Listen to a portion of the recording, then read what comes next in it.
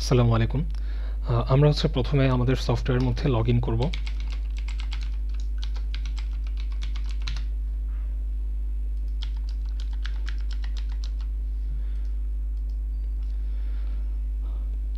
প্রথমে আমরা দেখতে পাচ্ছি একটা ড্যাশবোর্ড। এই ড্যাশবোর্ডের মধ্যে এখন কিছুই নেই, কারণ আমাদের কোনো ডাটা ইনপুট দেওয়া হয়নি। প্রথমে আমরা চলে যাব ইনভেন্টরিজের মধ্যে, এবং ইনভেন্টরিজ থেকে ক্যাটাগরিজ। ফার্স্টে আমরা একটা নতুন প্রোডাক্ট ক্যাটাগরি অ্যাড করব, কারণ আমাদের বিভিন্ন ধরনের প্রোডাক্ট থাকতে পারে। তো আমি এখানে প্রথমে দিচ্ছি ফোন। এখন ফোনের ক্ষেত্রে আমাদের আসলে ফোনের কি কি ইনফরমেশন অ্যাড করতে হতে পারে, সেটা IMEI হতে পারে,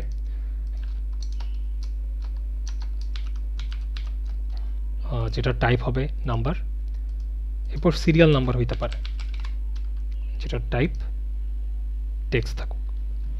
সাবমিট ক্লিক করলাম,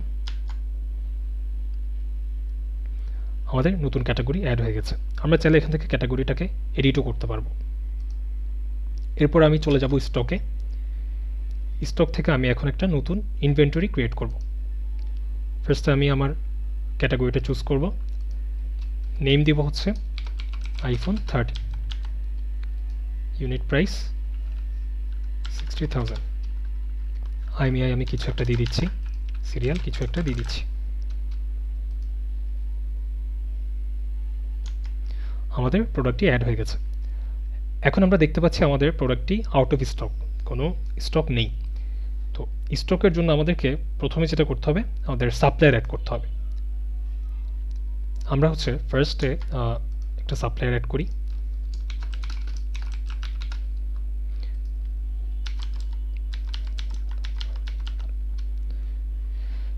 এখানে আমাদের এই দুটো ফিল্ড ছাড়া বাকি ফিল্ডগুলো অপশনাল। সো আমি এখানে সাবমিট দিচ্ছি। এখানে টোটাল সাপ্লায়ার দেখাচ্ছে 1। আমি এখানে আরেকটা সাপ্লায়ার অ্যাড করব।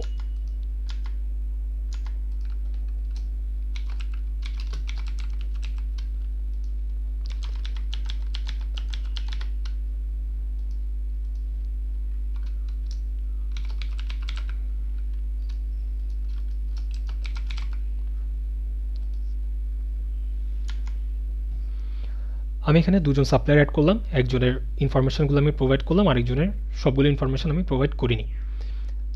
এরপর আমি চলে যাব আমাদের ইনভয়েসেস। ঠিক আছে, ফার্স্টে আমাকে সাপ্লায়ার ইনভয়েস ক্রিয়েট করতে হবে, যেহেতু আমি আমাদের এই প্রোডাক্টটাকে স্টকের মধ্যে আনতে চাচ্ছি। তাহলে আমি ইনভয়েসেসে যাব, সেখানে আমি সাপ্লায়ার ইনভয়েসে ক্লিক করলাম, ব্রাঞ্চ সিলেক্ট করা আছে ঢাকা, অতঃপর আমি এখানে সাপ্লায়ার চুজ করতে পারছি। এরপর আমি ইনভেন্টরি চুজ করতে পারছি। আচ্ছা, এখানে আমরা যেহেতু মাল্টিপল ইনভেন্টরি অ্যাড করতে পারবো, সেক্ষেত্রে আমি এখানে আরও একটি ইনভেন্টরি অ্যাড করি। লাইক আমি এখানের মধ্যে নতুন একটা ক্যাটাগরি ক্রিয়েট করি, টিভি, সিরিয়াল নাম্বার থাকুক, সাবমিট। স্টকে চলে গেলাম, অ্যাড নিউ ইনভেন্টরি, টিভি,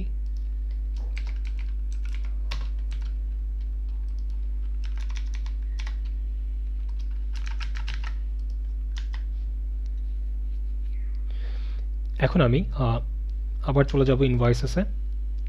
এখানে আমি সাপ্লায়ার ইনভয়েস সিলেক্ট করলাম, সাপ্লায়ার সিলেক্ট করলাম, ফার্স্ট টাইম মিস্টার করিম, ইনভেন্টরি সিলেক্ট করলাম আইফোন সিলেক্ট করার সাথে সাথে আমার এখানে আইফোনের কোয়ান্টিটি এবং ইউনিট প্রাইসের জন্য একটা ফর্ম চলে এসেছে। আমি এখানে ওয়ালটনও সিলেক্ট করলাম, 10টা আইফোন নিচ্ছি, যেটা প্রাইস 65,000। টিভি নিচ্ছি 20টা, প্রাইস 45,000। ক্রিয়েট ইনভয়েসে ক্লিক করলাম, আমাদের ইনভয়েস জেনারেট হয়ে গেছে। এখানে ইনিশিয়ালি আমাদের এই অ্যামাউন্ট আমরা পেই করিনি, আমরা সাপ্লায়ারকে এখন অ্যামাউন্টটি পে করিনি, তাই এখানে পে এর একটা অপশন আছে, এবং আমরা চাইলে ইনভয়েসেসটা এখান থেকে প্রিন্ট করে নিতে পারবো পিডিএফ হিসেবে। যেহেতু আমরা কোনোটাকে পে করিনি, এখানে পেইড দেখাচ্ছে 0।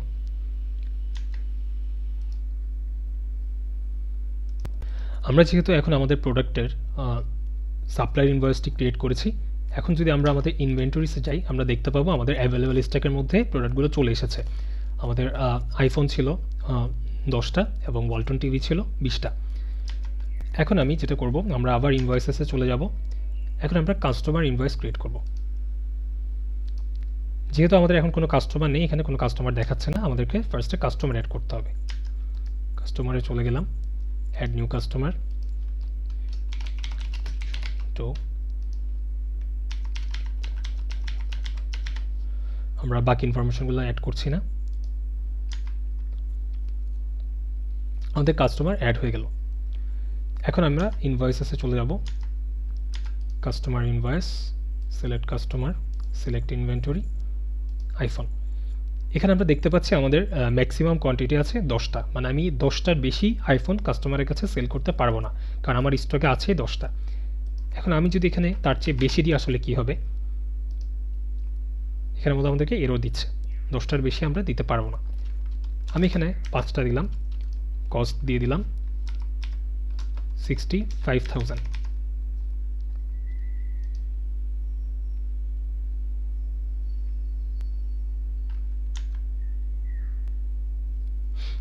আমাদের ইনভয়েস অ্যাড হয়ে গেল। আমরা যদি এখন এখানে প্রিন্টে ক্লিক করি, আমরা দেখতে পাবো এখানের মধ্যে পেইড 0, ডিউ ফুল পেমেন্টটাই, টোটাল পেমেন্টটাই হচ্ছে ডিউ, কারণ আমি এখনো পেমেন্ট করিনি। এখন যদি আমি ইনভেন্টরিসে চলে যাই, আমি দেখতে পাবো আমার এখানে অ্যাভেলেবল স্টক কমে গেছে, ঠিক আছে, কারণ আমি কাস্টমারের কাছে 5টা প্রোডাক্ট সেল করে দিয়েছি। আবার আমরা চলে যাই ইনভয়েসেসে। এখন আমি ফার্স্ট যেই ইনভয়েসটা আছে কাস্টমারের, সেখানে আমি কিছু টাকা পে করব। যে কোনো একটা পেমেন্ট মেথড চুজ করলাম। এখানে আমি 3,25,000-এর মধ্যে আমি 3 লাখ টাকা পে করছি। রেফারেন্স এটা অপশনাল, এটা আমরা দিতেও পারি, নাও দিতে পারি। সাবমিটে ক্লিক করলাম। এখানে দেখা যাচ্ছে পার্শিয়ালি পেইড, যেহেতু আমি ফুল পেমেন্ট করিনি তাই হচ্ছে পার্শিয়ালি পেইড দেখাচ্ছে। এখন আমি যদি আবার পে করি, 25,000, তাহলে আমরা এখানে দেখতে পাচ্ছি এখানে পেইড চলে এসেছে এবং এখান থেকে যে পে বাটনটা সেটা হাইড হয়ে গিয়েছে। এখন আমরা যদি প্রিন্টে ক্লিক করি, আমরা দেখতে পাচ্ছি এখানে ডিউ 0 এবং টোটাল এবং পেইড অ্যামাউন্টটা ইকুয়াল। আমরা সেভে ক্লিক করলে এটা আমাদের ডাউনলোড হয়ে যাচ্ছে। এখন আমি আরেকটি সাপ্লায়ার ইনভয়েস ক্রিয়েট করছি, শুধু ওয়ালটন দিয়ে।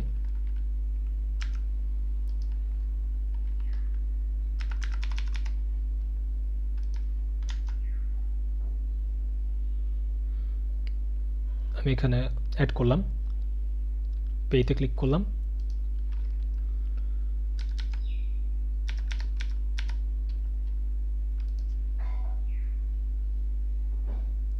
আচ্ছা, তাহলে আমাদের দুজন ভিন্ন সাপ্লায়ারের সাথে ট্রানজ্যাকশন হয়েছে। এখন আমরা যদি আমাদের সাপ্লায়ার ট্যাবলে চলে যাই, এখানে যদি আমরা ফার্স্ট সাপ্লায়ারের মধ্যে ক্লিক করি, তাহলে আমরা তার ইন্ডিভিজুয়াল যেই ট্রানজ্যাকশনসগুলো আমরা সেগুলো দেখতে পাবো। যেমন এখানে তার কোনো ট্রানজ্যাকশন নেই, মিস্টার করিমের একটা ইনভয়েস আছে যেটা আনপেইড। যেহেতু আনপেইড তাই হচ্ছে তার কোনো ট্রানজ্যাকশন এখানে শো করছে না। আমরা যদি এখানে আরেকজন সাপ্লায়ারের মধ্যে ক্লিক করি, তাহলে আমরা দেখতে পাবো তার ট্রানজ্যাকশন আছে, ঠিক আছে, এবং তার একটা ইনভয়েস আছে যেটা পার্শিয়ালি পে করা হয়েছে।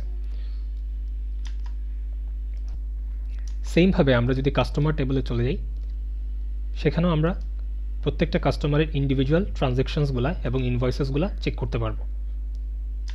আমরা যদি আমাদের ওভারঅল সব ট্রানজ্যাকশন দেখতে চাই, তাহলে আমাদের ট্রানজ্যাকশন টেবলের মধ্যে সবগুলো রেকর্ড আছে। এখানে আমরা দেখতে পাচ্ছি প্রত্যেকটা ট্রানজ্যাকশন আইডি র্যান্ডম জেনারেটেড, এবং এখানে আমরা পেমেন্ট মেথড ক্রিয়েটেড বাই সব কিছুই আমরা দেখতে পাচ্ছি। এরপর আমরা চলে যাব এক্সপেন্সেসে। এক্সপেন্সেসটা হচ্ছে মূলত আমাদের অর্গানাইজেশনের যত খরচ হয়েছে সেগুলো রেকর্ড রাখার জন্য। যেমন আমি এখানে একটা এক্সপেন্স ক্রিয়েট করব, লাইক 50,000।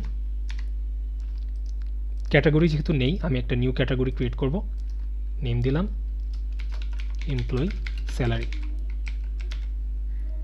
ডেসক্রিপশন আমরা দিতেও পারি, নাও দিতে পারি, অপশনাল। আমাদের দেখা যাচ্ছে total expense 50,000, most expensive category হচ্ছে এমপ্লয়ি স্যালারি। আমরা চাইলে এখান থেকে আবার এডিট করতে পারবো ডাটাগুলো।